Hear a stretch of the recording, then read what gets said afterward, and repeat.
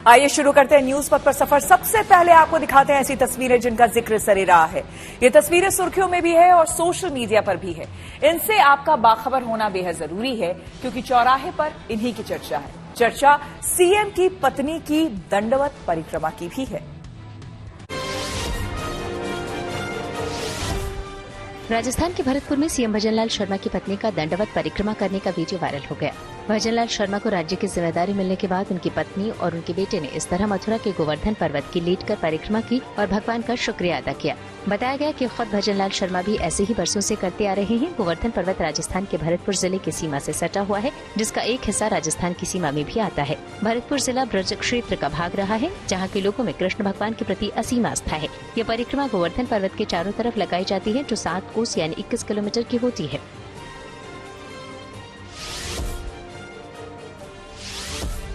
उत्तराखंड के सीएम पुष्कर सिंह धामी अलग अंदाज में नजर आए। दरअसल वो कार्यक्रम के दौरान दाल गलने वाली छोटी चक्की चलाते दिखे। बेटी बुआरियों को कौथिग नाम का ये कार्यक्रम नई टिहरी में आयोजित हुआ। इसमें सीएम ने पहाड़ी विरासत को संजोने वाले लोगों का शुक्रिया अदा किया और कहा कि ये गांव की संस्कृति की बहुमूल्य पहचान है।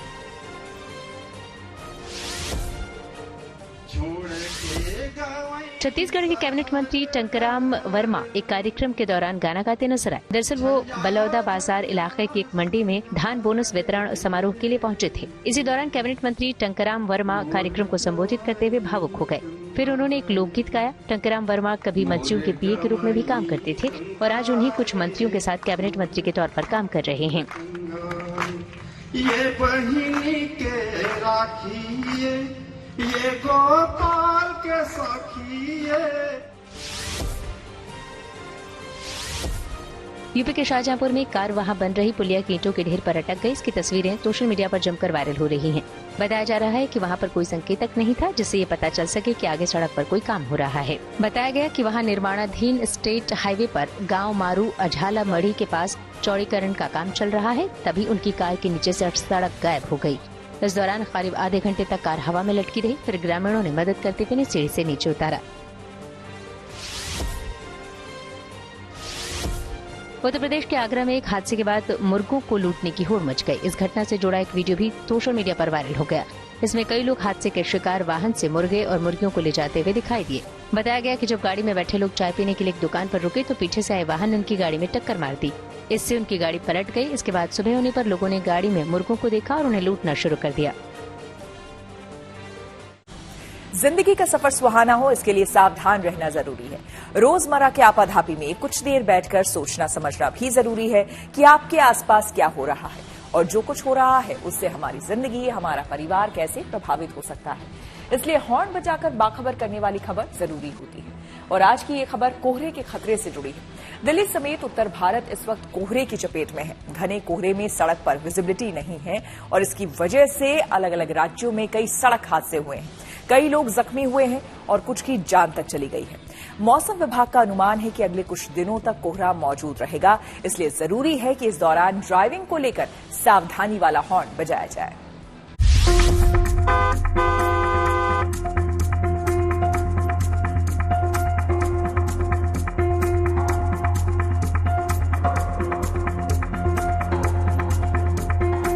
सड़क हादसे की ये तस्वीरें यमुना एक्सप्रेसवे की हैं, जहां ग्रेटर नोएडा इलाके में करीब 20 गाड़ियां आपस में टकरा गईं। बुधवार की सुबह जब एक्सप्रेसवे पर घना कोहरा था, आगरा जाने वाली लेन पर छोटी बड़ी कई गाड़ियां आपस में टकरा गईं। कुछ गाड़ियों के परखच्चे उड़ गए और अफरा तफरी मच गई। गनीमत ये रही कि किसी की जान नहीं गई। कुछ लोग घायल हुए, जिन्हें इलाज के लिए अस्पताल भेज दिया गया। मौसम चाहे जैसा हो, सफर रुकता नहीं, पर ऐसे घने कोहरे में जरा सी चूक हादसे की वजह बन सकती है। सर्दी के इस मौसम में दिल्ली समेत उत्तर भारत कोहरे और धुंध की चपेट में है। दिल्ली और आसपास के इलाके में बुधवार की सुबह जब लोग काम पर निकले तो तय करना मुश्किल था कि दिन है या रात। हेडलाइट ऑन करनी पड़ी और धीमी गति से गाड़ियां आगे बढ़ती रहीं। मेरे पीछे इंडिया गेट को देख पाना मुश्किल है। यहाँ पर विजिबिलिटी बहुत कम है। आलम यह है कि अभी भी सड़कों पे जो गाड़ियाँ चल रही है उनकी हेडलाइट के साथ उनकी पार्किंग लाइट भी ऑन है, क्योंकि विजिबिलिटी बिल्कुल ना के बराबर है। मौसम विभाग की माने तो सुबह कई इलाकों में विजिबिलिटी 25 मीटर तो कुछ इलाकों में ये 50 मीटर था। वहीं कहीं कहीं विजिबिलिटी 0 बनी हुई थी। जब सड़क पर विजिबिलिटी ना हो तो गाड़ी चलाना चुनौती है। ऐसे हालात में सड़क पर कोई लापरवाही ना हो, इसलिए सावधान रहना जरूरी है। सावधानी वाला हॉर्न बजाना जरूरी है।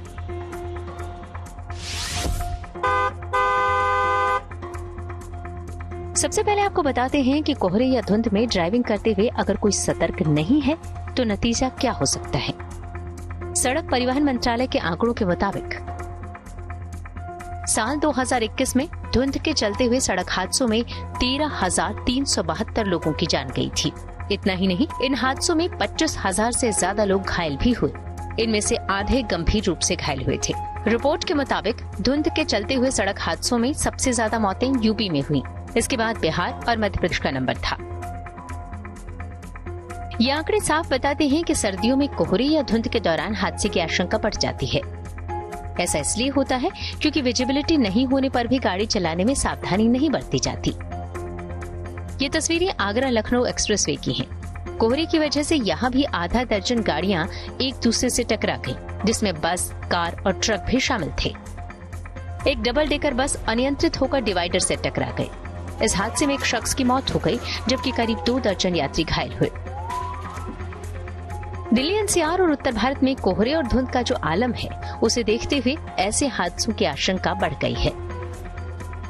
पंजाब में तरन के पास घने कोहरे के कारण बस और टिपर में टक्कर हो गई। इस हादसे में एक व्यक्ति की मौके पर ही मौत हो गई और करीब 8 यात्री घायल हो गए।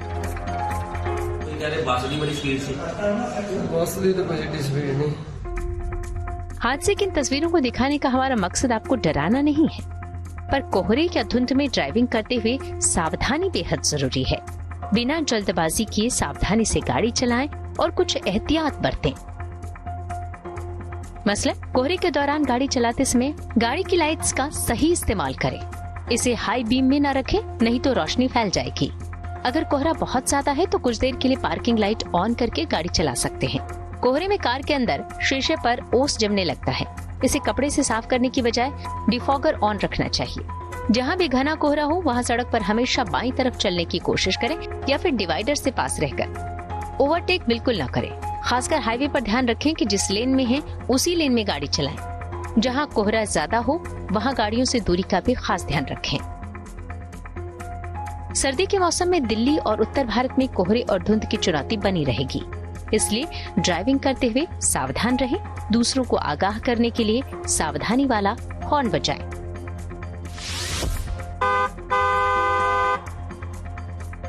नीतू झा के साथ bureau report, good news today. कोहरे में ड्राइविंग करते हुए सावधानी कितनी जरूरी है, इस बात से समझिए कि यूपी और राजस्थान में कम विजिबिलिटी की वजह से 9 सड़क हादसे हुए हैं, जिनमें 55 गाड़ियां टकराई हैं और 8 लोगों की मौत हुई। ध्यान रहे कि अगले कुछ दिनों तक इस घने कोहरे का सामना करना पड़ सकता है। नए साल का स्वागत भी घने कोहरे के साथ ही हो सकता है। मौसम विभाग ने कोहरे को लेकर 14 राज्यों में अलर्ट जारी किया है। दिल्ली के अलावा पंजाब और हरियाणा में भी रेड अलर्ट है। इस दौरान विशेष तौर से वाहन चलाते हुए सावधानी बरतने की सलाह दी गई है। कोहरे या धुंध में ड्राइविंग करते हुए सावधानी क्यों जरूरी है, बता रहे हैं एक्सपर्ट प्रिंस सिंघल। अधिकतर हमने जो देखा, जो एक्सप्रेसवे हैं, चाहे वो यमुना एक्सप्रेसवे हो, नोएडा हो या एनसीआर के एरिया है, यहाँ पे जो गाड़ियां जो पाइलअप एक्सीडेंट जिनको हम कहते हैं, एक गाड़ी रुकती है और 10 गाड़ी का एक्सीडेंट होता है, that is because the visibility is very poor. 1, 2, there is not enough light. सड़क पे जो लाइट हैं, सड़क की जो लाइटें हैं, जो स्ट्रीट लाइट है, वो आमतौर पे नहीं चलती है। सो एक तो लाइट का इसमें प्रोविजन होना चाहिए। वहाँ पे स्पीड लिमिट को कंट्रोल करने के लिए मैकेनिज्म होना चाहिए। तीसरा, लोगों को इस समय अवॉइड करना चाहिए, क्योंकि दिल्ली में कोहरा भी है, पोल्यूशन भी है और बहुत लोग फेस्टिविटी है, फेस्टिव में लोग इंटर स्टेट जाते हैं, हाईवे का, इनर रोड का, सर्विस रोड का या आमतौर पे जो सड़कें उनको यूज करते हैं। तो ये तीनों चारों चीजों को मद्देनजर रखना चाहिए। रेलवे ने अयोध्या स्टेशन का नाम बदलकर किया अयोध्या धाम। उधर केंद्र सरकार ने मुस्लिम लीग जम्मू कश्मीर को किया बैन। आइए सीधे आपको लिए चलते हैं न्यूज एक्सप्रेसवे पर, जहां देश से जुड़ी कुछ और जरूरी खबरें कर रही हैं आपका इंतजार। कांग्रेस नेता राहुल गांधी हरियाणा में झज्जर के एक अखाड़े में पहुंचे, जहां उन्होंने पहलवानों से मुलाकात की। इस दौरान उन्होंने बजरंग पूनिया और दूसरे पहलवानों के साथ कुश्ती की प्रैक्टिस भी की। साथ ही राहुल ने बाजरे की रोटी और साग का स्वाद भी चखा। बजरंग ने कहा कि राहुल पहलवानों का रूटीन देखने आए थे।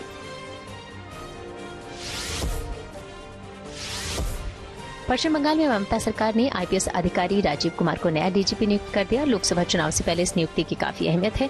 अभी मनोज मालवीय राज्य के डीजीपी हैं और वो इसी महीने 31 दिसंबर को रिटायर हो जाएंगे। उनकी जगह लेने वाले राजीव कुमार अब इंफॉर्मेशन एंड टेक्नोलॉजी डिपार्टमेंट में प्रिंसिपल सेक्रेटरी हैं।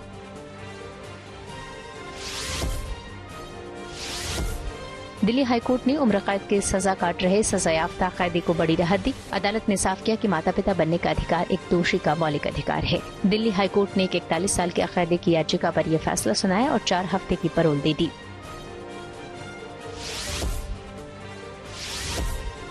राम मंदिर प्राण प्रतिष्ठा समारोह में गीता प्रेस मेहमानों को खास उपहार देगा। दरअसल उन्हें रामलला के प्रसाद के साथ गीता प्रेस की किताबें भी दी जाएंगी। गीता प्रेस में इन दिनों 10,000 मेहमानों के लिए अयोध्या दर्शन किताब छापी जा रही है। गीता प्रेस दुनिया में धार्मिक किताबों का सबसे बड़ा प्रकाशक है। देश में कोरोना के नए वेरिएंट JN.1 के 40 नए मामले सामने आए। ऐसे में इनकी संख्या बढ़कर 109 हो गई। सरकार के मुताबिक गुजरात में 36, कर्नाटक में 34 और गोवा में 14 मामले हैं। बीजेपी नेता तेजिंदर बग्गा ने सोशल मीडिया पर एक वीडियो शेयर किया। इसमें कुछ युवा मेट्रो के अंदर राम भजन गाते नजर आए। कहा जा रहा है कि वीडियो दिल्ली मेट्रो का है। इस वीडियो में दिख रहा है मेट्रो में बैठे दूसरे यात्री भी इनका वीडियो शूट कर रहे हैं।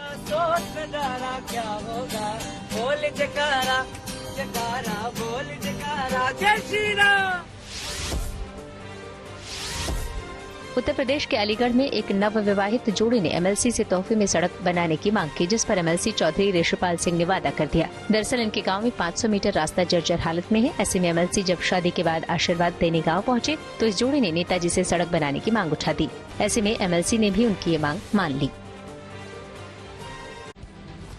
खबरों के एक्सप्रेसवे से आगे रुक करते हैं सियासी ढाबे का, जहां आज की सबसे दिलचस्प खबर मौजूद है। एक तरफ राम मंदिर में प्राण प्रतिष्ठा की तैयारी है, दूसरी तरफ राहुल एक बार फिर यात्रा पर निकल रहे हैं। भारत जोड़ो यात्रा के दूसरे चरण की शुरुआत 14 जनवरी से हो रही है। राहुल की यात्रा को लेकर कांग्रेस में जोश है। जोश राहुल में भी दिखा जब वो पहलवानों के साथ वक्त बिताने पहुंचे और उनसे कुश्ती के दांवपेच सीखे।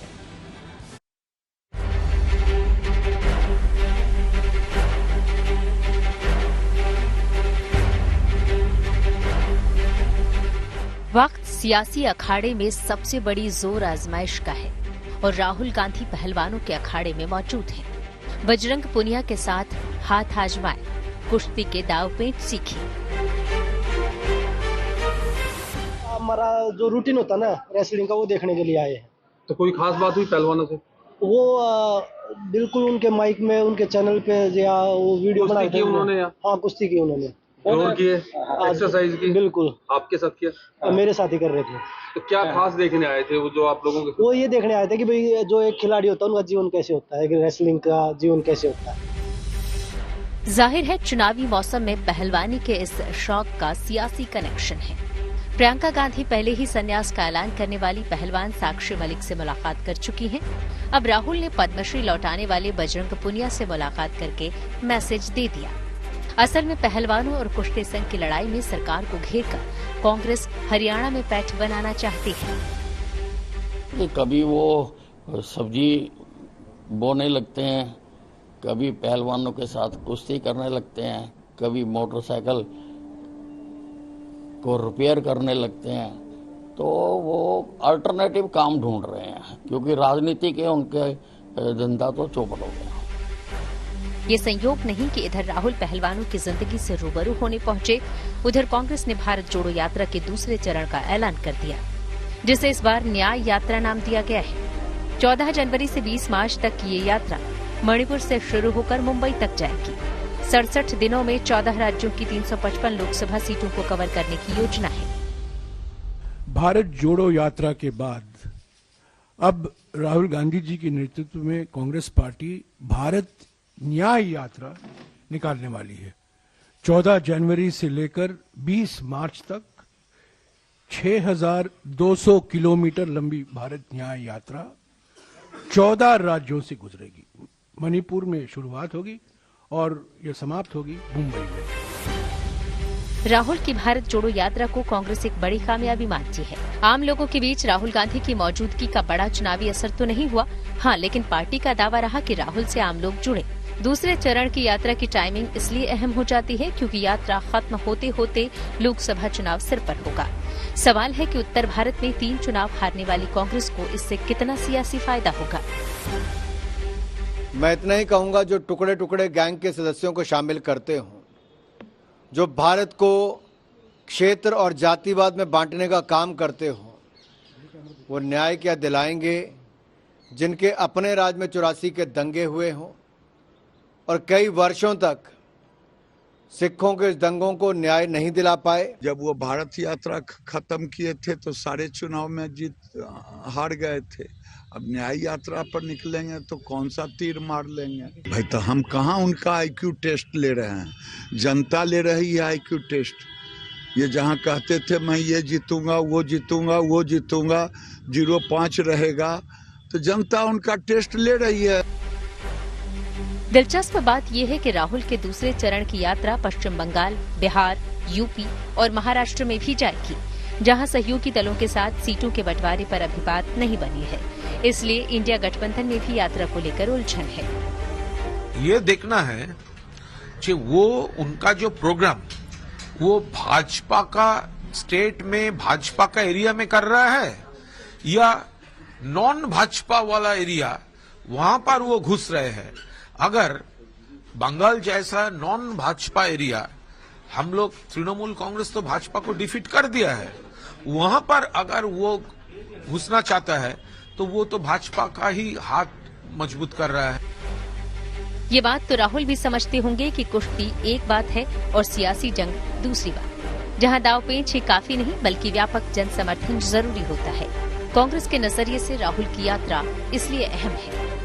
Bureau report, good news today. News पर आगे है धन बाजार, जहां शेयर बाजार से लेकर कारोबार तक की सभी अहम खबरें होती हैं और इसका सीधा रिश्ता आपकी आमदनी आपकी जेब से होता है। तो तेज रफ्तार खबरों के बीच ये जरूरी खबरें छूट ना जाए, आपको सीधे लिए चलते हैं धन बाजार। शेयर बाजार रिकॉर्ड ऊंचाई पर पहुंच गया। सेंसेक्स पहली बार 72,000 के ऊपर बंद हुआ। हालांकि एक समय कारोबार के दौरान दिन में ये 72,120 पर पहुंच गया था, फिर आखिर में कुल 702 अंक उछलकर 72,038 पर बंद होने में कामयाब रहा। वहीं निफ्टी भी 213 अंक चढ़ा, ये 21,655 के रिकॉर्ड हाई पर बंद हुआ। दिल्ली सराफा बाजार में सोने के भाव बढ़े। सोना 100 रुपए महंगा हुआ। अब दिल्ली में 10 ग्राम सोने की कीमत बढ़कर 63,850 रुपए पर पहुंची। वहीं चांदी की कीमत में गिरावट आई। चांदी 350 रुपए सस्ती हुई। 1 किलो चांदी की कीमत 79,100 रुपए हुई।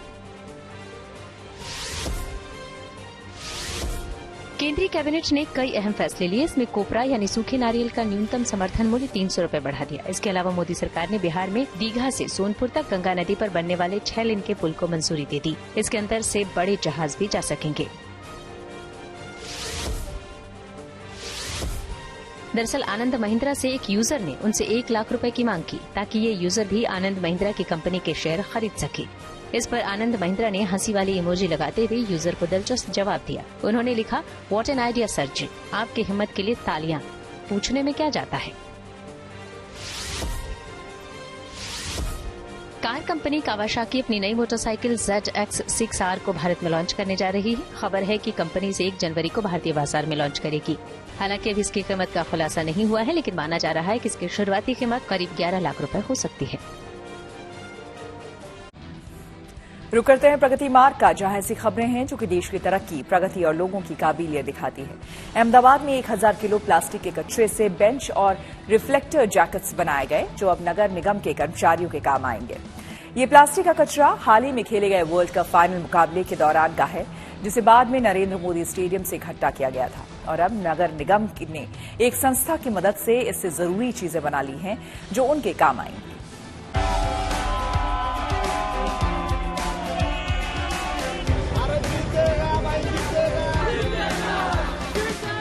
क्रिकेट वर्ल्ड कप 2023 का खुमार लोगों पर ऐसा चढ़ा था कि हर कोई उसके रंग में रंगा था। भले ही टीम इंडिया के सर पर ताज ना सजा हो, लेकिन टूर्नामेंट में जिस तरह टीम इंडिया खेली वो यादगार रहा। वर्ल्ड कप का फाइनल मुकाबला दुनिया के सबसे बड़े स्टेडियम में खेला गया था। जिसे देखने के लिए 1 लाख से ज्यादा दर्शक पहुंचे थे। मैच खत्म होने के बाद स्टेडियम में कचरे का ढेर लग गया, लेकिन उसी कचरे से अब कमाल हो गया है। क्रिकेट मैच के दौरान जो भी देखने के लिए जो दर्शक आए हुए थे, उनकी यूज की गई प्लास्टिक वेस्ट को अहमदाबाद म्युनिसिपल कॉरपोरेशन के सफाई कर्मियों ने इकट्ठा करके एक संस्था को दिया, जिस संस्था ने हमें इसमें से ये बेंचेस और रिफ्लेक्टेड जैकेट्स जो अपने का मजदूर एएमसी के जो सफाई कर्मी और अन्य मजदूर जो होते हैं वो रोड पे जब काम करते हैं तो उनके लिए जो रिफ्लेक्टेड जैकेट्स उन्होंने उसी तरह से बना के दिया। तस्वीरों में दिख रहे ये बेंच और रिफ्लेक्टेड जैकेट्स को वर्ल्ड कप फाइनल के दौरान जमा किए गए कचरे से ही तैयार किया गया है। स्टेडियम से करीब 1000 किलो प्लास्टिक वेस्ट इकट्ठा किया गया था, जिसके बाद उसे रिसाइकिल कर 10 बेंच और रिफ्लेक्टेड जैकेट्स बनाए गए। जो बेंच बनी हुई है वो भी दिखाऊंगा। 3 लोग आराम से बैठ सके उस प्रकार की जो बेंच है वो बनाई गई है। ये जो एक बेंच आप देख रहे हैं 50 किलो प्लास्टिक वेस्ट को रिसाइकल करके बनाया गया है। साथ ही में जो जैकेट्स, खास करके अहमदाबाद म्युनिसिपल कॉरपोरेशन के जो सफाई कर्मी हैं उनको आने वाले दिनों में ये जैकेट्स दिए जाएंगे। 10 जितनी जो प्लास्टिक की बोतल होती हैं उसको इकट्ठा करके उस वेस्ट को मिलाकर ये एक जैकेट बनाया गया है, जिसमें रिफ्लेक्टर भी लगाया गया है। आने वाले दिनों में ये एक मिसाल के तौर पे कहा जा सकता है, क्योंकि बड़ी संख्या में पिछले कई दिनों से भारत के अंदर मैच भी खेली जाती हैं और ये सारी जो वेस्ट मटेरियल में से जो बेंच बनी है, जो जैकेट्स बने हैं, ये सारे उन बॉटल्स में से बने हैं जो कि प्लास्टिक वेस्ट थे। ये जैकेट्स अहमदाबाद म्युनिसिपल कॉरपोरेशन के सफाई कर्मचारियों को दिया जाएगा, जिसके बाद अहमदाबाद में अलग अलग पार्क में इन बेंच को लगाया जाएगा। आज के दौर में जब प्लास्टिक वेस्ट सबसे बड़ी चुनौती बन गया है, तब प्लास्टिक वेस्ट के इस इस्तेमाल को देखकर नई उम्मीद जगी है। Atul Tiwari, Ahmedabad, good news today. News पथ के सफर में अब सोशल अड्डा का रुख करते हैं, जहां आज बात होगी बॉलीवुड सुपरस्टार सलमान खान की, जो कि आज 58 साल के हो गए हैं। जी हां, हर बार की तरह इस साल भी 27 दिसंबर को सलमान खान के जन्मदिन के मौके पर उनके फैंस मुंबई में रात से ही इकट्ठा हो गए और अपने चहेते स्टार की झलक पाने के लिए घंटों सलमान के गैलेक्सी अपार्टमेंट के बाहर खड़े रहे। वहीं सलमान खान ने अपनी बहन अर्पिता के घर पर परिवार के बीच बर्थडे केक काटा और जन्मदिन का जश्न मनाया। करोड़ों फैंस के दिलों पर राज करने वाले सलमान खान ने इसी साल फिल्म इंडस्ट्री में 35 साल पूरी किए। इस दौरान उन्होंने अपनी फिल्मों से दर्शकों का भरपूर मनोरंजन किया।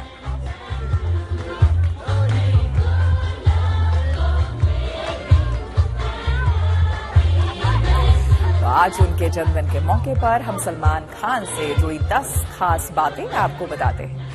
मीडिया रिपोर्ट के मुताबिक लाइफस्टाइल एशिया मैगजीन का अनुमान है कि सलमान खान की कुल संपत्ति करीब 2,900 करोड़ रुपए है। बताया जाता है कि हाल ही में टाइगर 3 में दिखे सलमान अब एक फिल्म करने के लिए करीब 100 करोड़ रुपए चार्ज करते हैं।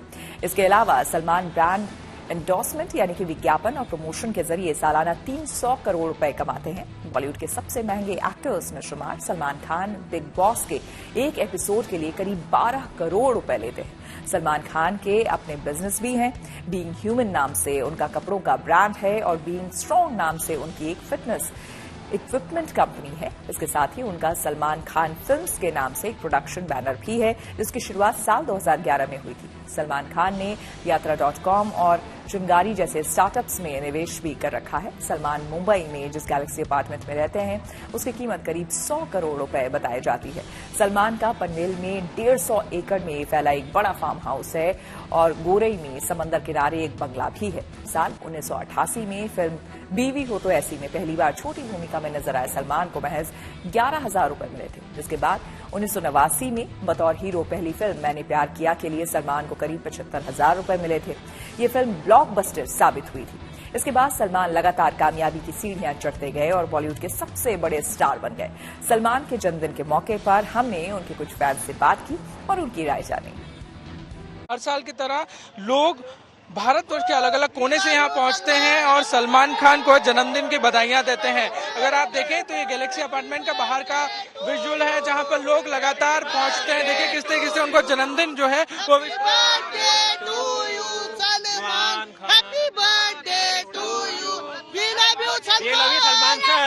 सलमान सर। कहाँ से आए हैं आप? हम जो शुभेच्छा, हार्दिक शुभेच्छा सलमान भाई। हम जोधपुर राजस्थान से आए हैं। जोधपुर राजस्थान से कल दिन में आ गए थे, फिर भाईजान के लिए पनवेल गए, लेकिन पनवेल में वहाँ देखने को नहीं मिला। हमसे लास्ट उम्मीद है यही बालकनी में यही भाईजान आएंगे। और हमने रिजर्वेशन करा दिया था लगभग 1 महीने पहले, तो भी वेटिंग में था। 128 वेटिंग थी, तो भी नहीं हुआ। हम लेट के आए, तो भी भाईजान के लिए सब कुछ हाजिर है, जान हाजिर है। India number 1 mega star Salman Khan, ऊपर भगवान नीचे सलमान।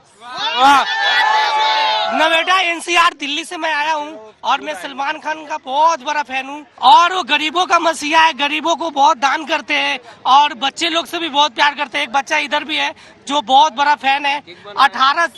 2018 से ही आ रहा है। ये सलमान खान से मिलना चाहता, बहुत बड़ा फैन है सलमान खान का। और सलमान खान के फैन हो, बट आप क्रिस बन के आए हो यहाँ पे? सलमान खान की पिक्चर थी ना, किक, उसके नाम। अच्छा, आप बताएं, आज सलमान का बर्थडे है, कितनी देर से जमा हुए हैं, कहाँ से आए हैं? सुबह 6 बजे से ठहरे हैं, उदगीर लातूर डिस्ट्रिक्ट से आए हैं। सलमान भाव के लिए अवार्ड दिवस का हार्दिक शुभेच्छा बोलने के लिए। हैप्पी बर्थडे सलमान भाई। मैम आप बताएं, आप कहाँ से आई हैं? हम दिल्ली से आए हैं सलमान के लिए। कल रात से आए हैं, सलमान दिखे नहीं। कल रात में 12 बजे तक हम लोग थे, इधर नहीं दिखे। मिलने के वास्ते खास औरंगाबाद से आए हुए हैं। हमारा नाम इमरान भाई है। हमारा खुद का जिम भी है सलमान खान के नाम से औरंगाबाद में। सलमान खान के नाम से औरंगाबाद में जिम है हमारा खुद का। और हम औरंगाबाद से भाई को मिलने के वास्ते आए हुए हैं। कल से हम सोए हुए भी नहीं है। हैप्पी बर्थडे सलमान भाई। देखिए, ऐसे बहुत सारे लोग हैं जो हर साल मुंबई के गैलेक्सी अपार्टमेंट पहुंचते हैं और वहां सलमान खान का जन्मदिन बड़े ही धूमधाम से मनाते हैं। देखिए लोगों की भीड़ कितनी है। ऐसी ही भीड़ जो है वो हर साल यहाँ पर लगती है। लोग मुंबई, पूरे भारतवर्ष के अलग अलग कोने से आते हैं और इसी तरीके से, इसी धूमधाम से सलमान खान का बर्थडे सेलिब्रेट करते हैं। ये देखिए कितनी दीवानगी है लोगों को सलमान खान के लिए। कुछ बहुत सारे और भी फैंस हैं जो यहाँ पहुँच रहे हैं और सलमान को अपने 58वें जन्मदिन की बधाइयां दे रहे हैं। कैमरामैन साहिल चौहान के साथ पारस दामा, गुड न्यूज। लोन धोखाधड़ी वाली ऐप पर सरकार का शिकंजा। जी हां, फर्जी कंपनियों के रिझाने वाले लोन विज्ञापनों पर भी कार्रवाई। टेक्नोलॉजी से जुड़ी ऐसी ही हर एक जरूरी खबर को जानने समझने के लिए आइए सीधे चले डिजिटल के लिए। माय भारत यानी मेरा युवा भारत पोर्टल पर रजिस्ट्रेशन करवाने वाले युवाओं की संख्या 35 लाख के पार पहुंच गई। ऐसे में पीएम मोदी ने एक बार फिर से दूसरे युवाओं से भी इस पोर्टल से जुड़ने की अपील की। इस पोर्टल के जरिए अलग अलग खेल आयोजनों समेत कई अहम जानकारियां मिलती हैं। सैमसंग ने 2 नए स्मार्टफोन लॉन्च किए। इनमें सैमसंग गैलेक्सी A25 और A15 5G शामिल हैं। इन दोनों स्मार्टफोन को ब्लैक, ब्लू और येलो कलर में लॉन्च किया गया। सैमसंग गैलेक्सी A15 के बेस वेरिएंट की कीमत 19,999 रुपए, जबकि सैमसंग गैलेक्सी A25 5G की कीमत 26,999 रुपए है।